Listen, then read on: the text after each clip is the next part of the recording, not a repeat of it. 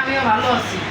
তা আমার আম্মা হইলো সিলেটের থেকে শাক পাড়াইছে কুরিয়ান করে, কুরিয়ানে সব কিছু নষ্ট হয়ে গেছে গা, খালি লাউ শাক ছিল ভালো আছে, লাউ শাক নষ্ট হয়ে গেছে। এদিকে এটা আমাকে খেতে শাক এদিকে নষ্ট হয়ে যায়। আসলে দুটা মিশা কথা। এই সাজেতে বাবু একটু আগে কিনে আনছে 50 টাকা বলে 100 শাক। আর 10 গ্রামে মাঝে শাক চাইলে এমনি এতটি শাক গুঁড়া বেড়ে দিয়ে দেয় মানুষের যে নিয়ে আর আইনা খানটা।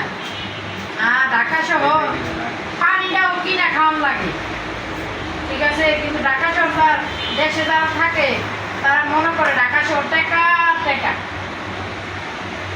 বস্তার বস্তা। কেমনে বোঝা বোঝা করে ঢাকা শহরে একটা টাকা কামাইতে হলে বহুত কষ্ট করার লাগে, কষ্ট করে 1 গ্লাস পানি কেটে কিনা খাওয়া লাগে।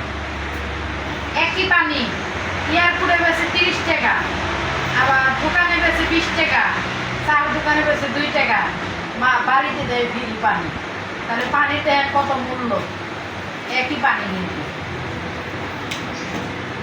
ঢাকা শহরে সব কিছু জিনিসের দাম আছে, দেশ গ্রামে হাসতা আছে অনেক জিনিস, তরকারি, মাছ, শাক সবজি, কিন্তু ঢাকা শহরে ভাই বেগুন দাম। আমার লিপস্টিকটা